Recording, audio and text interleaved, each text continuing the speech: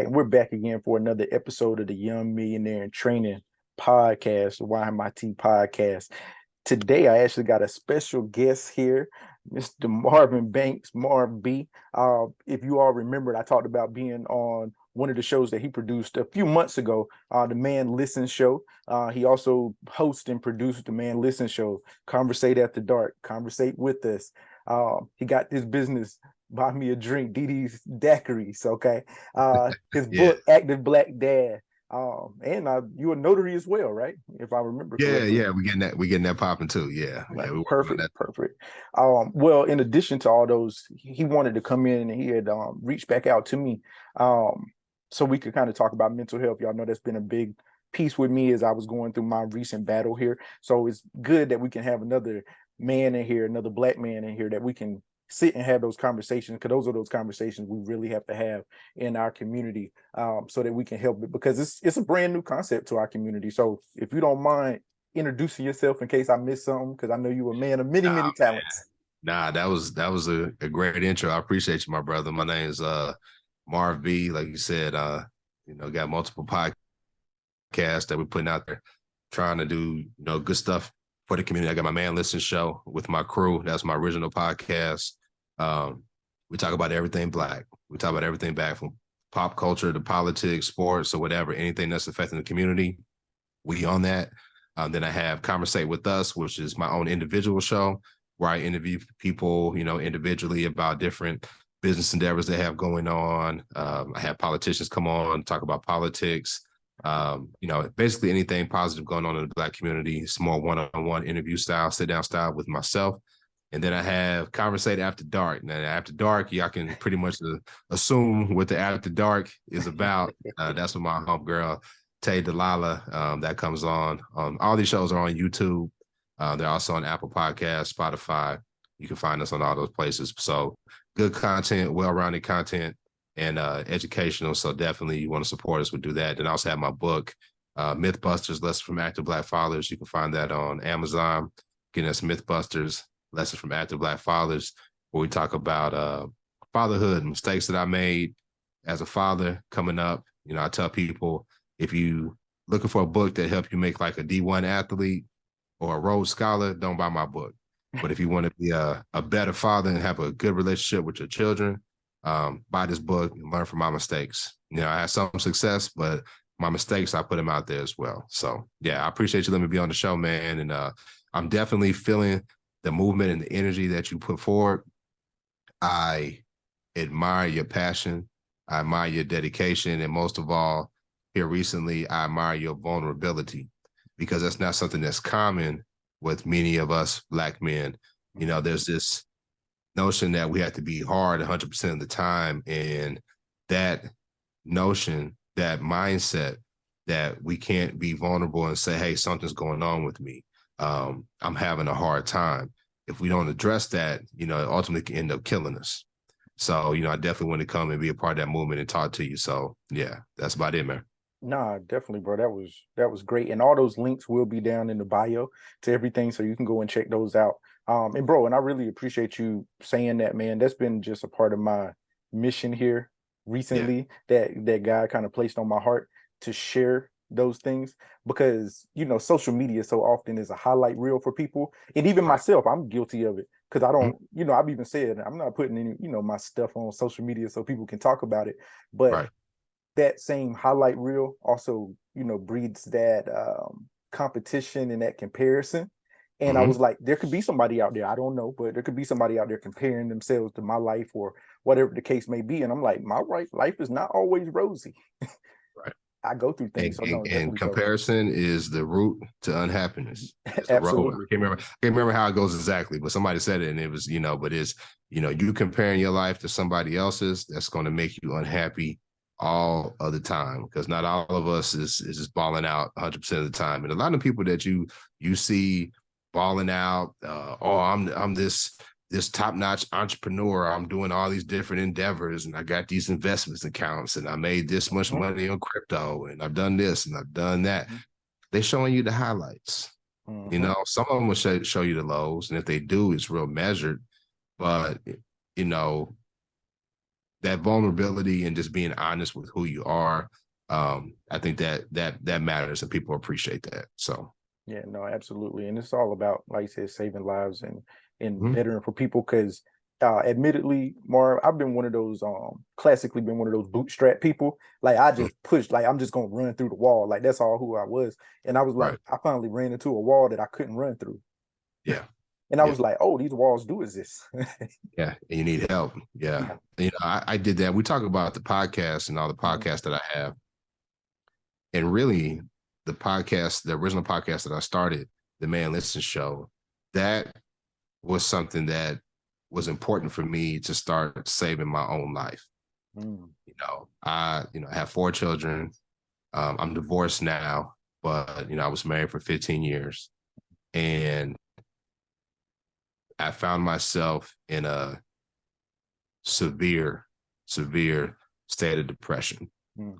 And you talk about, hey, listen, I can run through these walls. Basically, I was like, hey, I'm just gonna power through this. As Mhm. long as I get the kids to practice, get them to recital, I pay the bills, I cook dinner, I do everything to keep y'all going. I'm good. I'll fix myself later. Mhm. And it wasn't until my wife at the time was like, nah, man, this ain't working. It's not working. And really we had and she did her own individual intervention. Mm. And it started with finding something that I could do that wasn't associated with her or the children. And I was very opinionated on social media, always leaving my opinions, creating dialogue and discourse. So I said, you know what, I'm gonna start a podcast. I saw like Roland Martin, one of my frat brothers, and different people with their podcasts. And I was like, man, I could do that. So I said, let me start this podcast. But I see sometimes when I'm putting my opinions out there, people have something for me and I don't have a comeback. So I need to try to find some people that are down for me, that are smarter than me, so they can have my back. So I got my three partners. I got Erika, C, and my brother Lav. Mm. And we started the show, man. We started the show and it's took off, man. And it's giving me, I mentioned that I'm now divorced, Mm. been divorced for, going on about a year now. Mm. And me with my podcast and, doing, creating content, you got to be on it, right? You can't Yep. take breaks. You got to put it out there. You're going against people who have multi-million-dollar corporations behind them, like Yep. the Breakfast Club and everybody, you compare your content, you're like, man, my shit, oh, my bad, can we No, cuss? you good. Yeah, you good. Yeah, my shit just as good as theirs, you know what I'm saying? Why I'm not getting the clicks and the views? And realize that a lot of those views, a lot of those clicks and stuff, some of that stuff is manufactured, some of that stuff is purchased, Yep. right? So it has to be something that you love to do. I actually love doing this. I love talking to people like yourself. I love having people on the show. I love the dialogue, and creating stuff for people to listen to. And it's funny, you get into this business and people tell you like, oh, podcasting is a way of business. Podcasting is a way to make money. Yeah, I've made some money. I definitely can't retire. I'm definitely not Right. rich off podcasting. Right. Um, I'm rich internally because I love what I do. Mm-hmm. It's Agreed. fun. It keeps me going, keeps me distracted. And that's why I brought up the divorce thing, because I went into a new phase where what I'm gonna do? My kids is grown. They don't really need me 24/7, don't have a wife. So what I'm gonna do? So I poured myself into, my hobby, which is also my business as well. And it's been a blessing for me. And I thank her for that, for pushing me to try to find something, because that's what I have now. And we're just 2023, we're gonna take this to the next level. No, absolutely, bro. Matter of fact, speaking kind of from the mental health standpoint, and you kind of touched on it in there, because I know it was something that I battle with, that not getting into comparison with other podcasts, but at the same time trying to figure out like how to move properly to grow mine has been like I'm gonna say a battle on finding that balance. So like, how do you find that balance? Like what I want mine to look like and growing and make sure I'm staying, you know, with the culture or whatever the case may be, but at the same time, not just getting so stuck in comparing yourself. So I try not to consume a lot of other people's content Yeah. because I don't want to inadvertently Yeah. copy their ideas Mhm. and copy their opinions when I'm putting my content out. I want everything to be original thought. Mhm. I do watch other podcasts that I feel that are successful, and I look at, okay, this is how they're marketing their podcast. This is what they're doing. This is how much time they're putting out. Like people post like, content creators will tell you like just different ways to put content out. Like you put out the content that you had, you put out clips, you do behind the scenes stuff like, okay, because people like seeing how you produce it and all that. And I'll watch it and be like, okay, they're using that equipment. They're using this, they're using Gotcha. that. Let me invest. They got this type of setup. Yeah. But I still try to make it my own. Gotcha. And the biggest thing that I had to learn, because this is the Man Listen Show was my first, quote unquote business that I started, something for myself. And I remember when I first started, I was like, damn, man, my people ain't even fucking with me for real. Mm-hmm. Like I'm putting this podcast out and they're not even listening. Like, what's the deal? And because I know how I am, I know how passionate I am about supporting my friends. If you got a book, I'm buying it. Yep. I done had people put out like kids' books. My kids was teenagers and grown. I'm buying little bitty kids' books. I'm buying, different food and shit I don't even eat. I just anything to, let you know, okay, I'm supporting you in your vision. And then when I saw that I wasn't getting that type of love, man, it hurt my feelings. Right. And so I went on this rant on Facebook. People don't even support me, just that and the other. And I realized, man, I sound like a damn fool. Because honestly, Right. if your business only consists of your family and friends, you don't have a business. Ooh, agreed. You don't have business. There are billions of people in this world. I don't know how many people in this world. There are billions. I won't say billions. Yeah. Billions of people in this world, and there's so many more people that you don't know than people you know. Agreed. Sell to them. Find your lane. Find your market, and then go after that. So anytime anybody started, a podcast or a business, I help them out. I didn't give a lot of free advice because I didn't made a lot of mistakes. When we first started Man Listen Show, man, we was janky.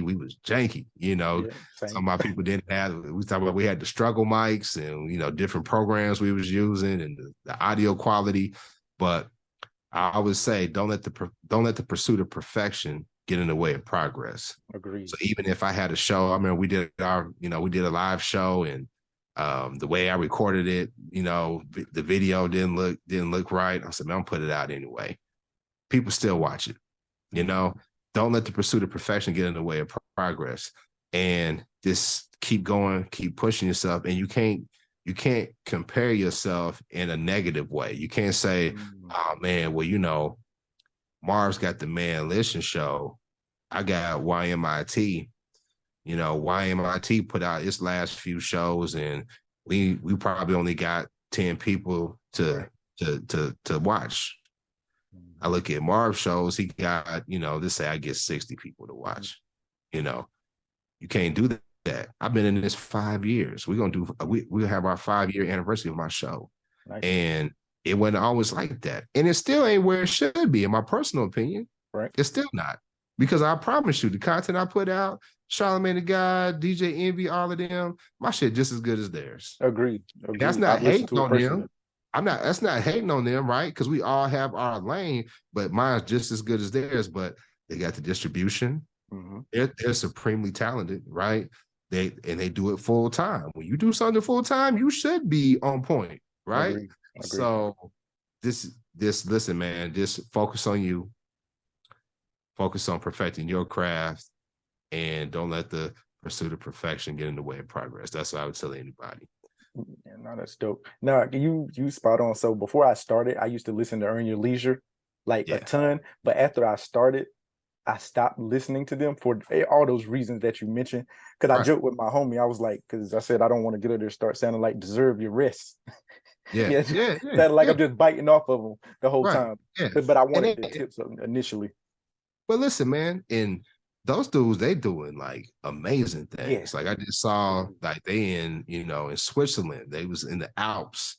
And they started off like me and you. Yeah, absolutely. You start looking at if you look at some of their older podcasts and production, look just like what we got going on. For real. Yeah, I started from But episode 1 with them before I started my podcast. About 4 months. That's all I listened to was them yeah, for about 4 months. Them, $1 million worth of game. yeah. They started off sounding like they was in a basement somewhere, That's like all that's what the I'm places. saying, man. If Yeah. they were consistent Mhm. and they met the right people, Yep. they got the right backing, right? Mm-hmm. I think Earn Your Leisure's got that revolt money, got that puffy money behind them. They connected with Steve Harvey, and it's blowing up. And once you get that money coming in, and then you start seeing the production quality get better, Yep. right? The sound, the video. You got interns helping you, so it's like I can focus on content. I can focus on Yep. getting better at my craft. I got somebody who's going to post to IG, TikTok, Twitter, Facebook. I got somebody who's going to be calling the guests and be like, hey, yo, can we get you on the show? Can we book you? So you got somebody booking, you got somebody doing social media, you got somebody doing your wardrobe, Yep. right? You got people, then you start expanding, you got people giving you shit. So Mm-hmm. then, you fly to death because people giving you stuff, man, but it takes consistency and it may never happen. Mm-hmm. It may never happen, but guess what? I'm still fulfilled because as long as I Agreed. can reach one person, I've done my job. As long as you have reached one person, Warren G, when you talk about, man, listen, man, I went through this. I went through this with my oldest daughter. I'm watching you. I'm reading what you put down. Yeah. You know, if you help one person, you done your job. Yeah. Nah, I appreciate that, bro. You done And your that's job. real. And that's exactly how I feel because it was about matter of fact, bro, I'll even share this with you. As you said that, even into last season before I went through this, um recently I had changed it from like the whole young millionaire and training thing.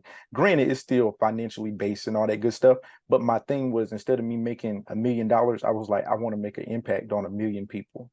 Yeah, Because if you can touch 1 million people, then the money's there. Like that goes without saying. If you absolutely. touch 1 million people. And so that's been my big thing, like you said, making that impact, man. Even you all show, because the thing that I really love about the Man Listen show, because I listen to y'all quite a bit as well, is that y'all bring a very open, real perspective, and but y'all keep the I'm gonna say drama out. Like, Yeah, y'all talk about stuff going on, but it's yeah, not just like it's not like it's a reality show podcast. yeah, Like, yeah. y'all still talk about real issues, and that's what I really appreciate because it's almost like news. I appreciate you. Yeah, and we're not talking about stuff that's not going to be benefit the culture. Mm-hmm. We're not about all that. We're gonna if we talk about it, we're gonna talk about okay, like what can we do to be an influence to change or to Mm-hmm. take people away from this type of behavior or this type of mindset. Mm-hmm. So, and I agree with you, man. Young millionaire in training, making $1 million. $1 million ain't what it used to be. Nah, absolutely not. I still ain't got it. I would still take it, but it ain't Yeah, what it ain't yeah, I what it used agree. to be, right? Agree fully. But and you guys, people on social media talking about, man, I'm making $1 million a month. I'm making $10 million a month. Sometimes I'm like, man, is that cap? Is it something that everybody can do realistically, right? Because they're not telling you everything. We just talked Right, about it. right. It's the highlights on Instagram. It's the Mm-hmm. highlights on TikTok. But you talk about wealth building. I'm 45 years old. I'll be 46 in a couple of weeks. And the biggest piece of wealth that you can have is your health. Amen. When I was severely depressed, when I went through that Mm-hmm. severe depression, I was suicidal.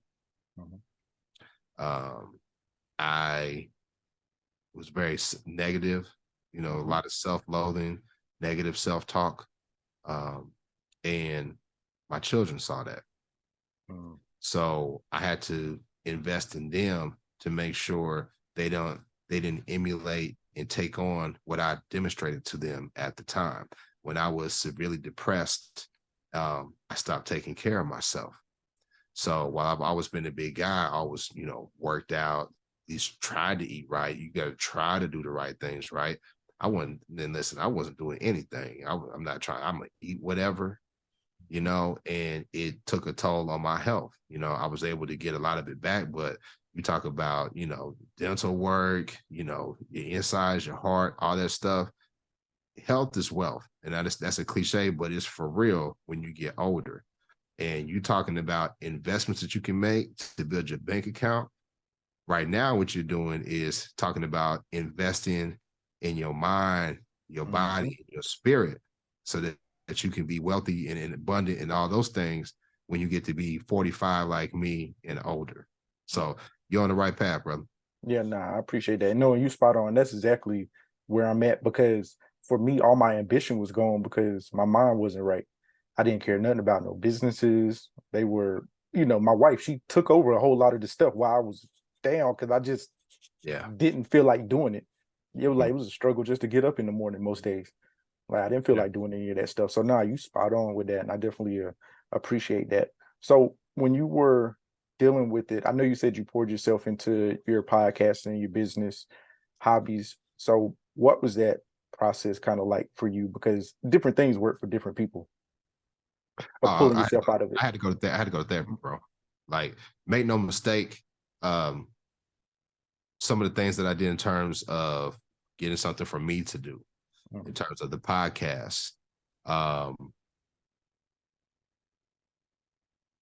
exercise, Mhm. finding stuff to challenge, like, riding a bike. I like riding my bike. That's peaceful. That can clear my mind. That's time Same, same. strictly for me. Strictly for me. Some people, they like lifting weights, find something.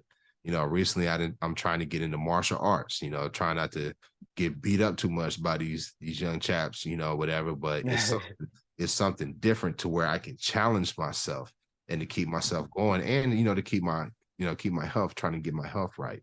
Yeah, But therapy was the main piece. yeah, And agreed.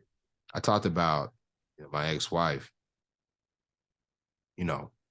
I felt as if I didn't realize I was as transparent as I was to her and my friends and my children.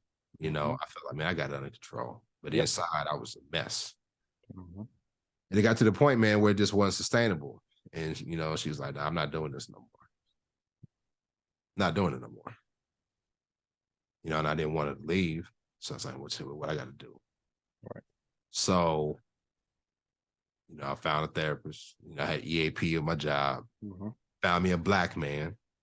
Found me a black man that's in my area. Now, I'm a big proponent of finding somebody that looks like you, somebody that you could be comfortable with and talk like you want to talk. And if you're with somebody, if you have a therapist and you don't feel comfortable speaking how you want to speak, talking how you want to talk, when you're at your most vulnerable moments, find a new one. Mhm. But I Agreed. found a brother, Osiris Wade. He's here in Dallas, Fort Worth. He's an awesome brother. And, I break my confidentiality by talking about that because I want to lead by example and tell people, how to save themselves. But I found this brother, man, and he helped me. And he had a men's group as well. He had a men's group. And I remember going to him, and just because you start doing something different, how many times, Mhm. if you've been in, you talking about you married, you like, oh, okay, I'm gonna do different, and it may Yep. it may last for 2 or 3 days, and then you right back to Mhm. what you used to do. Yep. So, I was like, man, I'm going to therapy. I'm going to therapy. Don't leave me. I'm going to therapy. And then I saw where he had a men's group, and I went to her and I said, hey, so if I do therapy and I go to the men's group, will you stay? And I like telling the story because her response was funny, but it was real at the time. And she said, you better not miss one fucking meeting. And these kids are not an excuse. Because that would have been me. Like, oh, well, shit, Jalen got a tournament. I got to get into the tournament. I'll reschedule, whatever. It's like, nah, man. You better not miss one fucking meeting. And when I started going to the men's group, there was a couple other brothers there, right? And then we was all going through it, right? We Yeah. was all broken men at the time. And this one brother was talking about living with his wife who was depressed.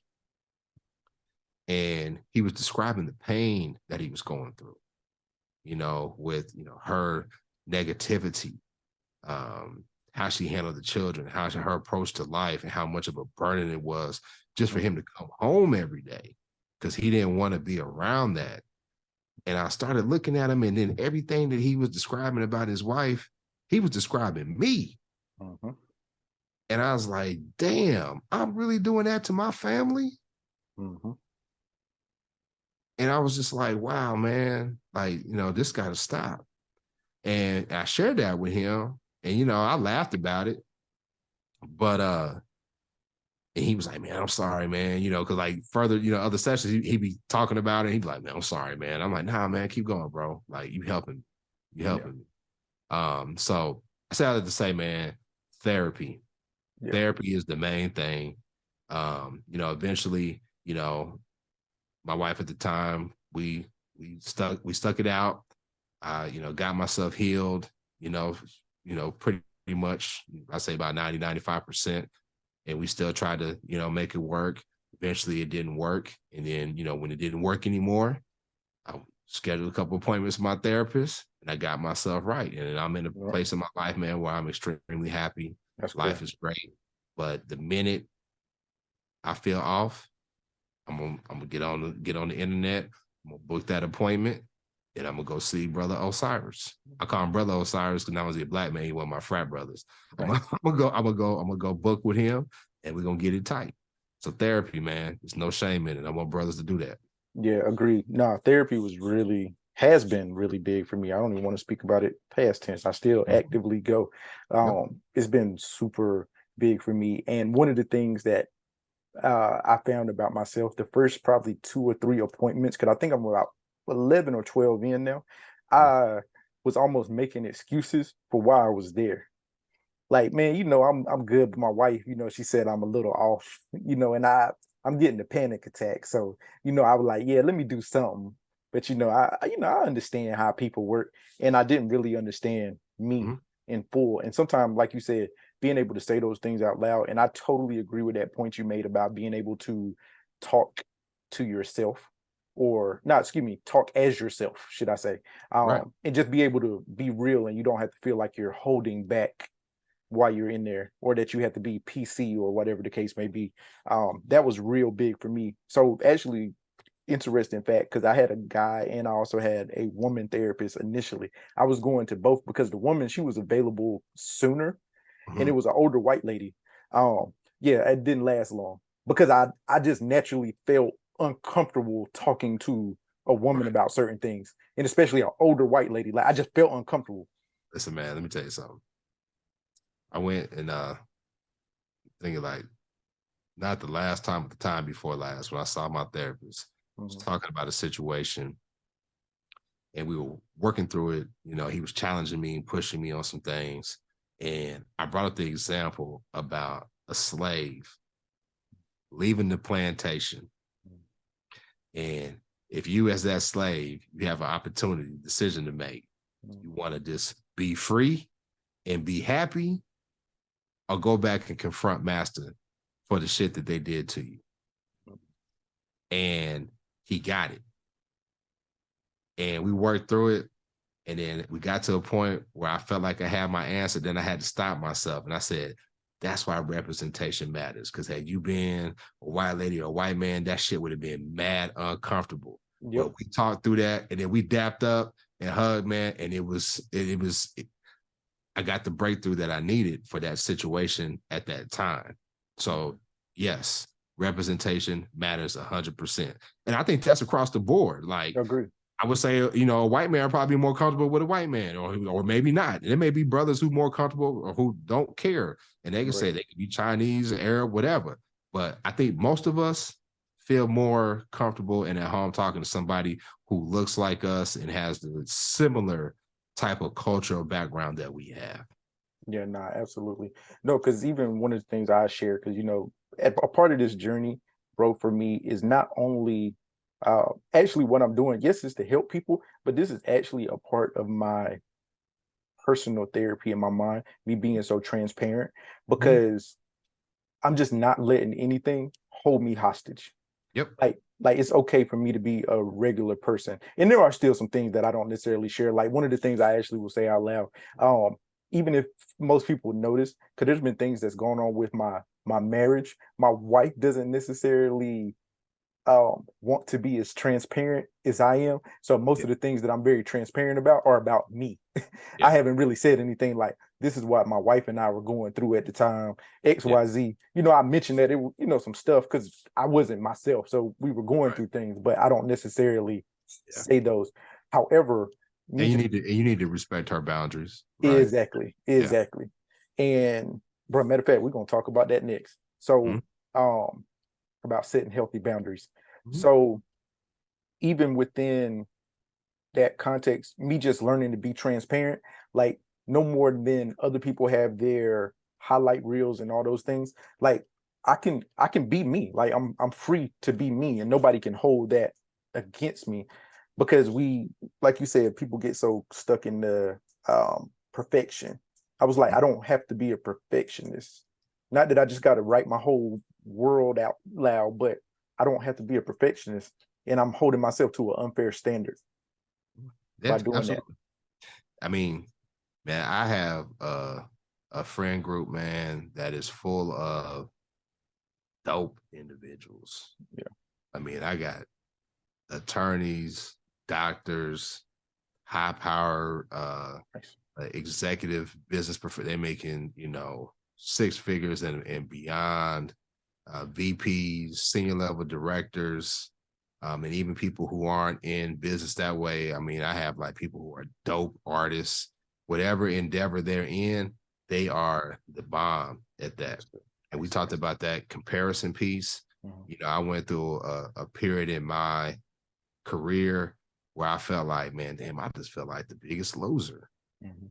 I feel like I ain't shit, man, because so and so's doing this, so and so do that, man, and I done made some bad decisions, career wise, financial, and I'm here struggling, and that comparison was killing me as well. But the thing that killed me was that was me putting that pressure on myself. Mhm. My friends, those people who are like CEOs and presidents, like literally, I got a who's who, and these are my folks. Like, if you like, hey man, like I got this issue, let me call this person right. Boom, boom, boom. Mhm. We can get it taken care of. When they talk to me and they say, man, dude, I really admire you. I'm so proud of you. And I know it's genuine. Yeah. Like, I talked about my podcast and I was talking about how like the friends and family who I thought would support didn't support.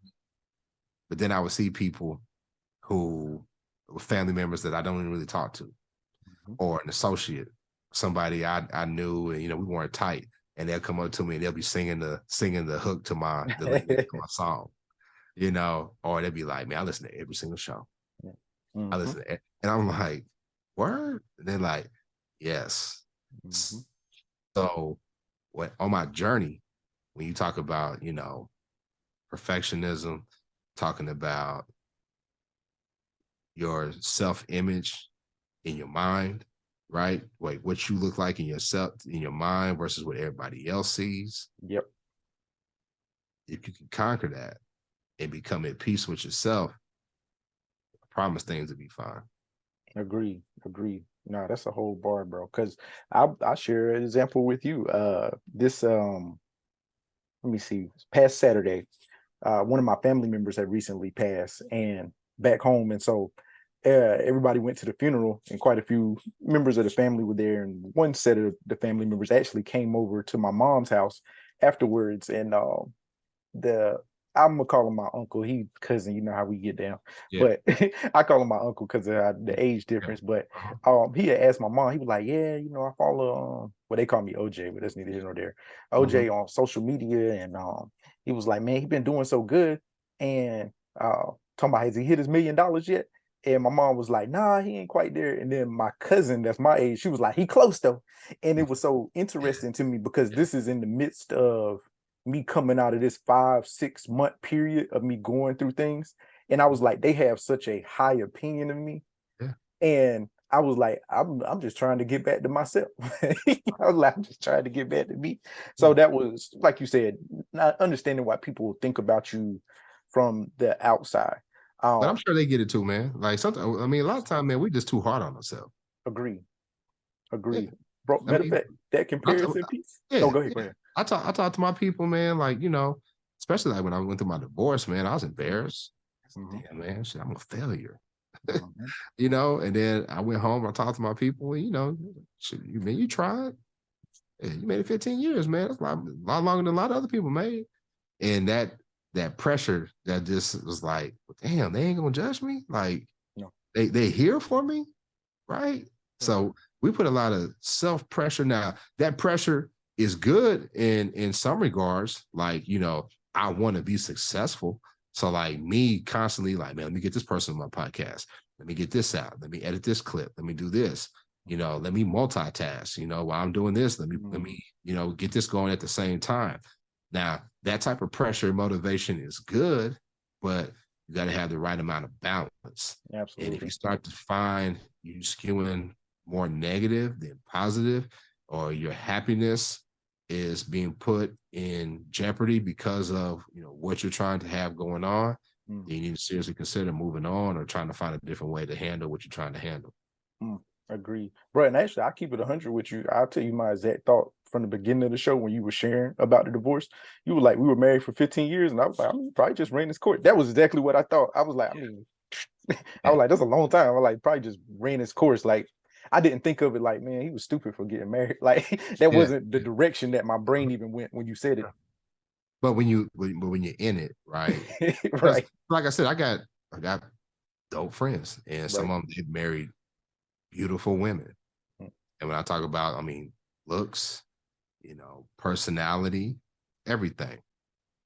And I tell every young Black man this: your biggest flex is the woman that you decide to be with. Mhm. Agreed. The biggest flex, that's your biggest flex. That's going to determine your success, is the woman that you decide to be with. Agreed. Uh, she could be to your detriment, Mhm. or she can make you level up. And most brothers I know, if they married a woman who was about something, that woman leveled them up. Yep.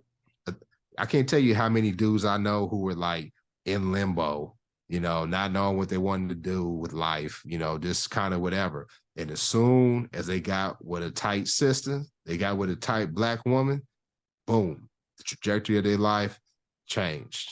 Yep. Health, mental health, they started making more money because they had a direction, they had something to motivate them. The right woman will level up your life. I talk about my ex-wife, she saved my life. I tell her all the time, like, if she hadn't, had that intervention, I'd be done. I wouldn't be here. I'd have been done. I probably would have carried it out. And really, the only thing that really saved me is because I'm egistical too, and I was just like, man, can't nobody take care of these motherfuckers like I can take care of them, so I Yep. got to stay around. Yeah. Shit, Mhm. somebody else been fucked it up. Let me stay around and take care of these motherfuckers. And Mhm. I'm here, bro. So yeah, find you a good woman, man. Find you a good woman, and not only just it ain't about her leveling you up. You need to level her up too. You Yep. need to be handling your business as a man. You need to be taking care of your body and your looks and how you dress and how you treat her and how you make her home, the home that you provide for her, a place of peace. So it goes both ways. But I'm telling you, we as Black men, we benefit more from having a dope Black woman in our life. Agreed. I'm a product of that. Um, I'm a product of that totally and completely. On that. So, kind of speaking with the boundaries, that was something that I found that I had to do, especially like for my mental health, figuring out how not to just automatically, quote unquote, cut people off, but at the same time create healthy boundaries so that I could grow in the way. So, what's kind of your opinion on that? Man, I struggle with that. I Mm-hmm. still struggle with it because I'm a giver. Mm-hmm.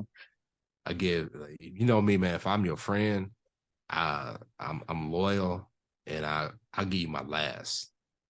Literally, will give you my last.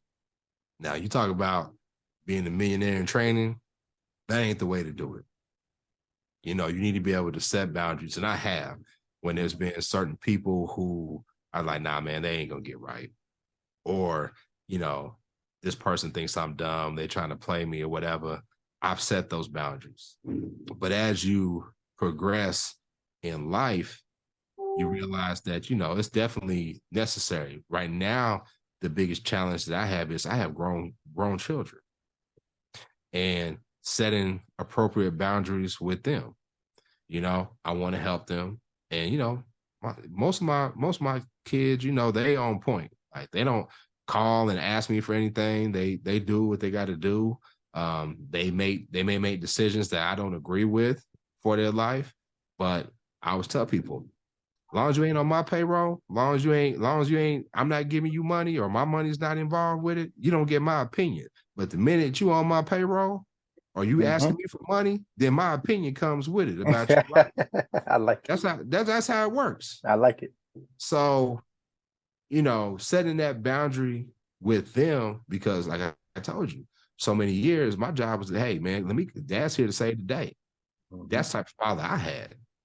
You know, Marvin Banks Sr., if I told him to say, hey man, I am in I am in Cartagena, Colombia, in trouble. I need help. That man would have found a way to send me whatever I needed to get home, or he was gonna come get me. And Mm-hmm. that's the type of love and security I wanted my children to have. So that hover helicopter parent, I was that. And sometimes they know I was the best. But right now, to answer your question, I'm learning to set those boundaries Mm-hmm. with them. Like, Mm. nah, man, yeah, I'd like to fix this problem for you, baby, but you're gonna have to fail. Mm-hmm. You're gonna have to figure this out. Because honestly, I'm not helping you if I keep bailing you out. You know, Mm-hmm. you're gonna be all right. And it's hard for them, but I'm gonna tell you, man, it's, you know, I don't know about everybody else, but my mom was corporal punishment queen. She beat the hell out of me. You know, your parents Yeah. say, hey, this hurt me more than it hurts you. And I was Right. like, that's bullshit. But nah, for real, it does Yeah. hurt because you don't want to see your kid fail. Right. You don't. But then you just like, man, sometimes, man, they got to run into that wall. Mm-hmm. About running the walls, you got to run into that wall and let them run to that wall as fast as they fucking can. Yep. And hopefully, it knocks some sense into them and they learn to do different the next time. So Agreed. it's a process, man. It's a process, but you got to be committed to it. You know, with family members, you know, telling them no. Like when I was married, there were certain family members who I knew they was messy, man. Mm-hmm. And I set those boundaries. Nah, listen, we're not gonna be around them. You know, we're not, you know, we're gonna be cordial, but we're not gonna be hanging out. You know, I would tell my wife, nah, you know, I know that's my cousin and she's acting great right now, but you know, y'all not finna be homegirls, y'all not finna, you know, do X, Y, and Z. And that's not me being domineering or being a dictator. That's me protecting my home. Right. Vice versa with her. Like, nah, we're not going over there. We're not hanging out with them. You know, don't even talk to their kids. You know, she was protecting me as a husband. So, you know, practicing setting those boundaries and sticking to it will Mm-hmm. really help you, especially if you're married. Agree. Yeah, no, that's great. And you spot on with that. Because the reason I had asked, because I just dropped the episode, well, I guess about here last week on forgiveness. And one of the things I was talking about that's helped me a lot was learning how to forgive people, but understanding how to still set a boundary. Like you're not required to give people access to mess you over again or get over on you. Like that's not something you're required to do. Um, but at the same time, you just don't have to cast them into the sea of forgetfulness and just act like they don't exist. You ain't got to do that either. So learning I those might not boundaries be with the different right people. one. I'd be like, fuck them motherfuckers. Yeah, no, like, and see, and I'm classically like that. Because You bro, right though. You right. You yeah, are right. Right. That's the way to be, because if you holding on to that anger and that resentment, then they have control over you. And I figured that out a long time ago. I'm walking around pissed off, angry, blood pressure sky high because I keep replaying how you wronged me, right? But the minute you're able to let that go, right? And you can forgive, but you can never forget. Yep. Right? You can forgive them, but that doesn't mean that, and sometimes that apology that you were waiting for may never come. And you got to find a way to reconcile. How am I going to make peace with that situation? I might not be able to make peace with that person. How do I make peace with that situation so I can let it go and I can move on? I try to live my life, man. I just had a conversation with my brother. I'm the youngest of 4 boys, and he and I are not as close as we used to be. And he was, we talked about it, and I said, man, you pulled away from me, bro. There's different things that happen or whatever. We still love each other. I know if I called him and said, bro, I need you, he coming, vice versa. Right. He said, man, I was going through something. I was trying to figure it out. And I respect that. I may not like how he handled it, but he said, man, I was going through something, man. I needed to figure it out. But I also told him, I said, you know what, though? It bothered me, but I didn't lose no sleep over it. You know why? Because I live a life where I try not to do anybody wrong. Yep. I try to help. I try to be a servant, help people. But even if I'm not able to do that, you're not going to be able to say, this man wronged me. Right. And if I did, I'll be the first to say, listen, I'm sorry. I apologize. Because I'm not perfect. Yeah, I didn't piss people off. I didn't hurt people's feelings. I'm not a dirtbag. I don't dirtbag people. But if I make a mistake, I'll be the first. I'm sorry. I apologize. And just because you say I'm sorry and I apologize, don't mean that that's going to fix that. Forgive you. Right. They ain't got to forgive you. They don't. But that's part of being a man and being accountable for your Absolutely. actions. Absolutely. And that's my thing, just like you said, being accountable, because there was a lot of things, as you probably can attest to, when you were married. One of the things I recently apologized to my wife about was actually not communicating properly. And what I mean by that was I would have little issues and I wouldn't say anything because even in the back of my head, although I know it should be equal, I still kind of operate under the happy wife, happy life uh conundrum. So I wouldn't say anything because I was like, it ain't that big of a deal. Whatever. I can deal with me. Long as she good and I ain't got to hear no mouth, I'm good. And then I get so fed up. And then I'm kind of coming at her in some kind of way. I'm bringing some energy. And so she's matching my energy. Right. Being passive aggressive. Exactly. You're not addressing exactly. I always feel like that happy wife, happy life shit. People told me that when I first got married. And I said, man, that's some bullshit. And it is. Both people need to be equally happy. Yeah, everybody needs, and y'all need to learn how to, because what's going to happen is that anger, that frustration is going to be misdirected. It's going to come out at the wrong time. And it's going to be disproportionate. Yep. She'd have been and did something, like moved your keys or whatever, and you're gonna blow up. You're always moving something. I can't never find it. But they always do that. You know what I'm saying? I ain't married no more. I was married 15 years. They always do that. They move your shit, and then you be like, where my stuff at? I had it right here. I don't know. Yep. They be like, did you even look for it? I wouldn't have to look for it if you'd have left it where I put it. Yep. But exactly. I'm just saying, you're gonna overreact, and it's gonna eat at you, and eventually it's going to eat at both of y'all. So being able to respectfully communicate is something that, in my personal opinion, couples that are going to make it are able to do. I wasn't able to do that in my marriage, and it could have been, it's how I communicate. And I'm going to take a lot of the blame on that, because sometimes I'll talk to other people and I'll be like, God damn, am I, what the fuck's wrong with me, man? Like, I'm trying to get out what I'm thinking, and everything I say, these motherfuckers just, it's not going how I want it to go. Right. Now, I would like to say, most of them are just bad listeners, right? Right. But there's one common denominator, and it's me. So I got to figure out a way to communicate in a way that's effective and gets my point across and gets the objective that I want to achieve done. So I Agreed. don't have the answer to that, but I think whoever can figure that out with a relationship, they'll be doing a lot better than most other people. Yeah, and that was the thing. And even through that, what was working for me, bro, was me growing my emotional vocabulary so that I could fully execute, even using that key situation, like something I would say to my wife now. Because before that would have been how I would have handled it.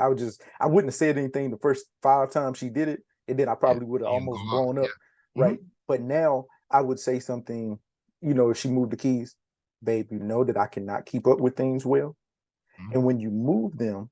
I know you probably putting it where it's supposed to be, but I put it there so that I will remember that it's there. And when you moved it, I can't remember. And then you know that I start getting upset when I'm running late. And so now I'm running late because I had to spend 10 minutes looking for my keys. And so now I come off as I'm annoyed when we're in the car. Mm-hmm. And if you move it, I don't mind you moving it because I should have put it where it belonged. But could you say something to me if you do move it so that we're both aware and on the same page about it? Like those kind of things. And I just, instead of, why you always move my keys, that kind of thing. Yeah. Just the way that I would handle it differently now. So I had to apologize about that because a lot of times she was just matching my energy back. And then I was Yeah. like, how you mad at me? You did something wrong. You mad at me. Yeah. So those kind of things, man. And we as men need to be the leaders when it comes to that. Ooh, preach. We need to be the leaders when it comes to that, man. We need to be the leaders in dictating, how we want our marriage to be, how we want to communicate with one another, how we want to treat one another. Um, I told you I've done a lot of different things, man. One of the things I've gotten into recently is meditation Yeah, and man, preach. being mindful, right? Mm-hmm. So I got with a young sister. I try to do everything with everybody black. Mm-hmm. I try to do everything with everybody black. And I got with this young sister, man, and we work on meditation and we work on being mindful.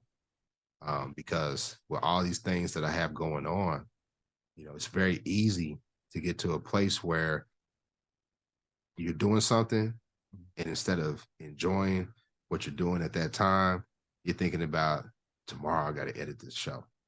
And then tomorrow I got to make sure I post on, this Instagram and that Instagram. And then I need to contact this vendor for this other thing I got going on. Mm-hmm. Then I got to try to see how I can secure more leads. And while your mind is going in all these different directions, you're not focusing on what's in front of you. Yep, agreed. So that happens, if you go on vacation, and that happens too when you spending time with your wife. Mm-hmm. You Agreed. know, all that stuff, we're gonna handle that stuff. But for these 3 hours or whatever, this evening, whatever, we're gonna focus on you and I, Yeah. right? And be mindful of that. Turn the notification off when y'all eating dinner, stay off social media, talk to one another. Yeah. I need her information because you spot on with Yeah, everything you just said. Because that sounds like me in a nutshell. yeah. I got That's you. all I need I'll to. link you up, man. I'll link Yeah, you up. no, definitely. Yeah. No, well, before we kind of wrap up here, bro, any other thoughts or anything you want to leave? Nah, man, I'm a talker, man. So I've been talking a whole lot on this shit, man. But just if I could leave anything with anybody, if I want it, that they would take away from this is don't be so hard on yourself. Be kind to yourself. Be kind to yourself. Look at what you're doing in life. Push yourself to be better. But at the same time, be kind to yourself. You can hold yourself accountable. You can say, okay, I need to be doing this. I need to be doing X, Y, Z. But if you're going to say that, make sure you do it. Take a step, do something to continually to move forward, to continue to have progress. But at the same time, be kind to yourself along the way. Because life is short, man. Life is short. Life is precious. Over these last few weeks, man, there's been so much death. Mm-hmm. Friends, myself, losing family members, illness. So this life ain't promised to us, man. So be kind to yourself and try to enjoy it as much as you can. Nah, I appreciate that. Once again, this was my good brother Marvin. I appreciate you coming through. brother, we're gonna have you back again sometime because I probably thought about 3 of the things that we need to Yeah, talk about just I while got you, man. during the conversation. No, it's all But good. once again, this is the host, producer, business owner, author, and all around good brother, Marvin. Make sure you check down in the description, catch all the social media. And until next time, I will get at you all and y'all be good.